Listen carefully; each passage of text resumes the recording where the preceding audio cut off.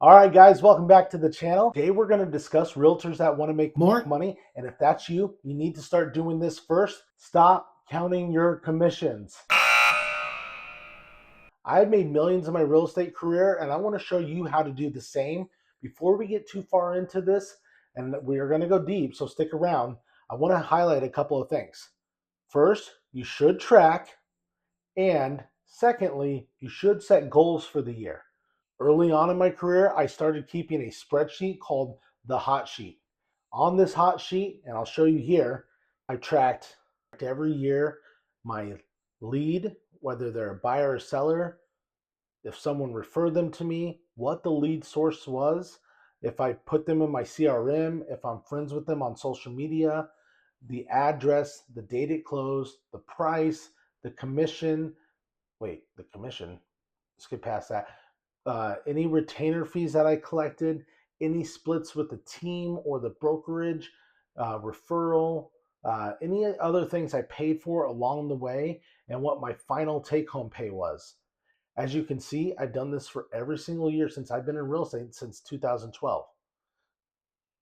I've color coded these as well for all renters that I've assisted, all sellers I've assisted, all buyers I've assisted. But yes, you saw on my tracker, I did count my commissions.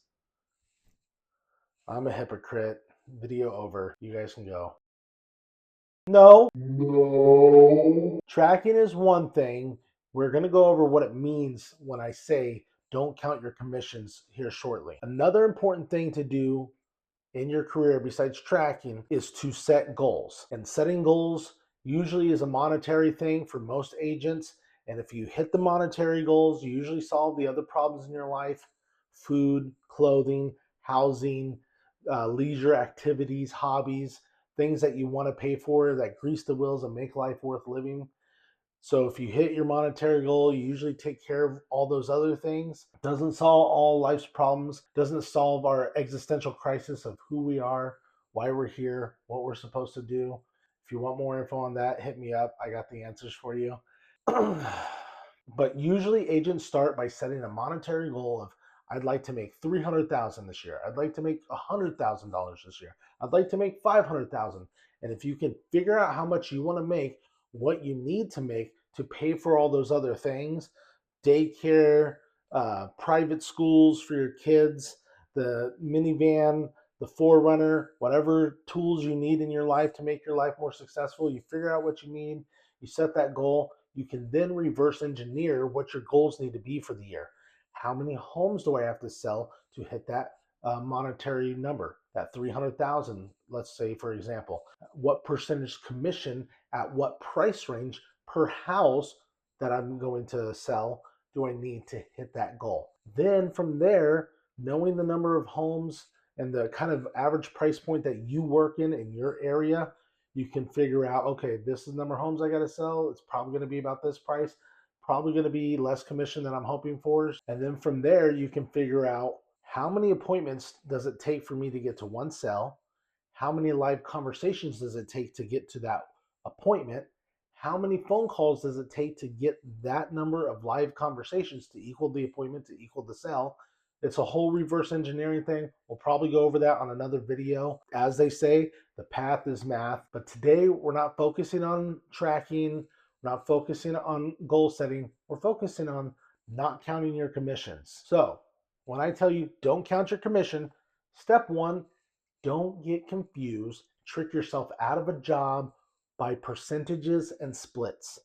I've watched too many new agents kind of argue over how much they were going to make. Like, well, that's not enough. I don't want to do this split, or I should get paid this much, or I don't want to take that percentage amount on a commission, or I don't want to drive across town. I don't want to do rentals. I don't want to do low income. All these excuses kept them from earning more. Now, it can be argued by some that because they saw value in themselves, they ended up getting higher value clients, making more money. Yeah, maybe. I've watched a lot of agents come in this business, and I've watched them do well when they set those high standards for that first year. And I saw many of them exit the business shortly thereafter because peaks and valleys. Enough valleys, they were like, I'm out, I'm not making enough. My motto has always been to go after volume instead of how much I'm going to earn per deal. If I'm doing, again, with that goal setting and the tracking, you can see, okay, this is how much I need to make. I just need to do the next deal. So I get this one under contract, it pays me $100. That's $100 I didn't have yesterday that I now have today. Now I need to go after the next one. Maybe that one pays $1,000. Maybe this next one pays 10,000. Maybe this one pays 25. It's all reaching my end goal. So I'm going to take and take and take. Now you can be smart about who you work with later down the road, but when you're a new agent, you want to make money. If you're struggling right now, this is how you make more money. You don't count the commission, you don't count the split, you focus on getting the job done. Early on in my real estate career, I was selling property management contracts for I think around $200 a piece is what I got paid if I signed somebody up. It wasn't that much at a time when I had 3 kids and a wife and a house to pay for. But the more contracts I sold, and I got pretty good at selling those contracts, and the more I was able to provide for my family. Fast forward, after getting so good at just taking every appointment that I could get, meeting with more people, I ended up cultivating a good relationship with my broker. And when owners decided they wanted to cash out on some of these rental properties that they had, and my broker put me as the listing agent to list these homes, I took what looked like a small opportunity to some in the real estate business. $200, I can go out there and make thousands. Well, that 200 translated into thousands for me when I started selling these homes. I was paying a split to my broker, so I wasn't getting the full commission. And I was also paying a split to my mentor, who I brought in at the time to show me what to do because I had no idea what the heck I was doing.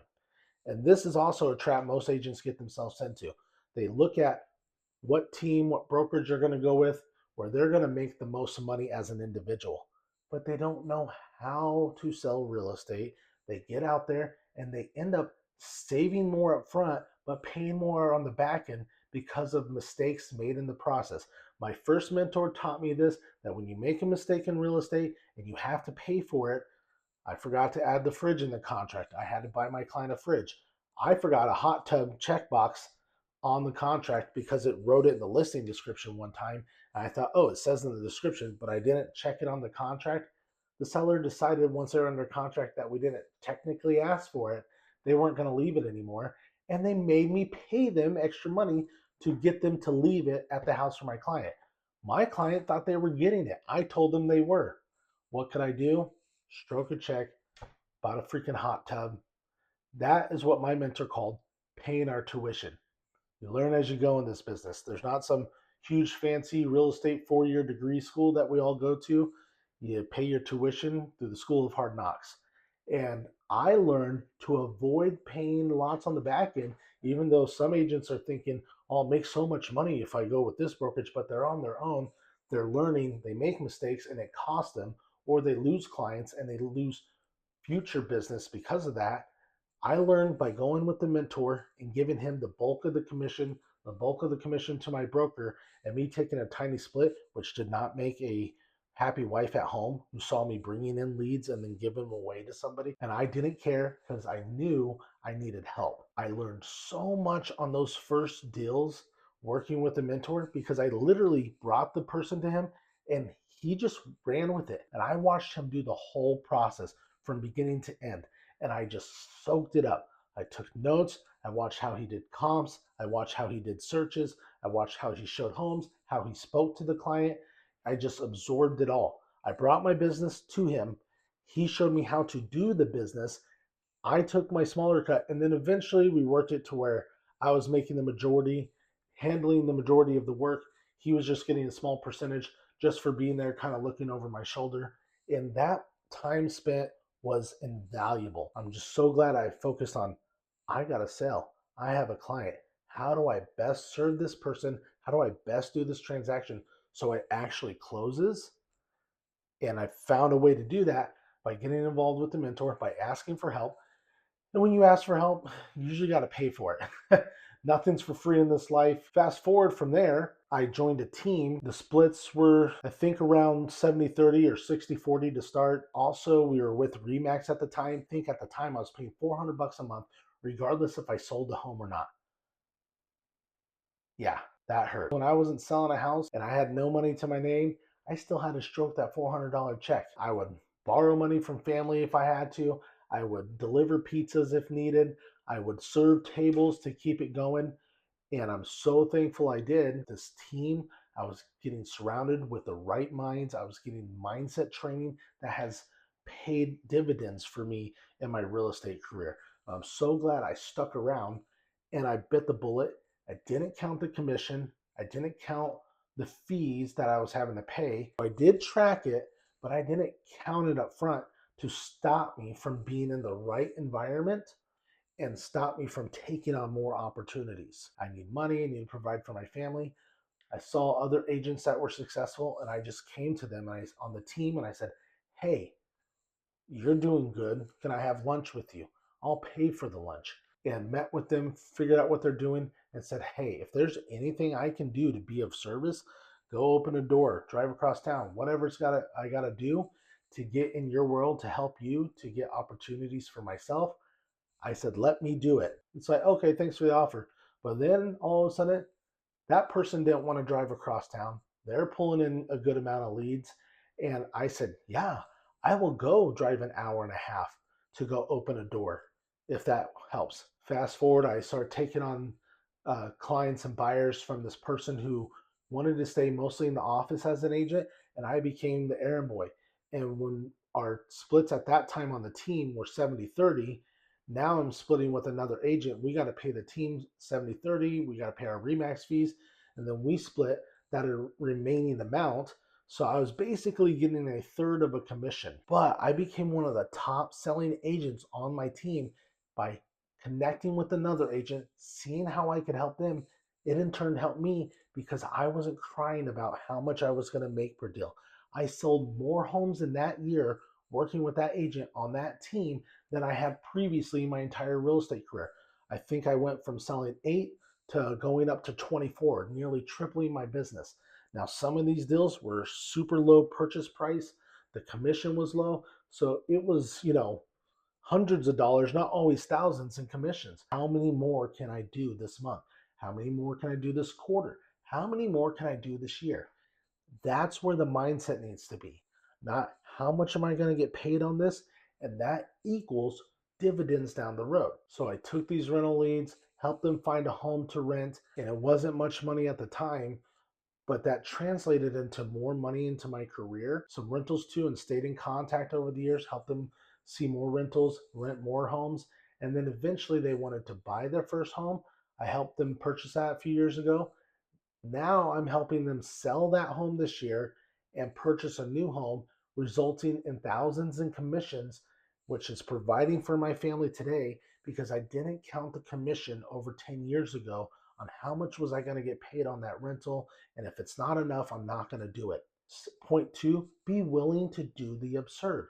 Do what other agents aren't going to do. Drive across town, take a low paying gig in real estate. You got to negotiate your commission down to get the job. Do whatever it takes to get the job, help the client. You don't know where that's going to end up taking you down the road. Do the absurd, drive across town, work late into the evening, work on the weekends. There is a time to lean in and do whatever it takes more than your friends and family do in their office jobs. Be willing to hammer away doing things that other agents don't want to do. Other agents don't want to sit open houses. It's a free lead source.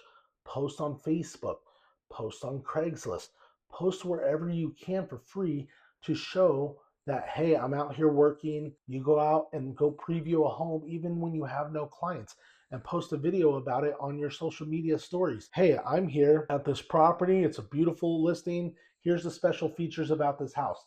That gets your face in front of people on a regular basis.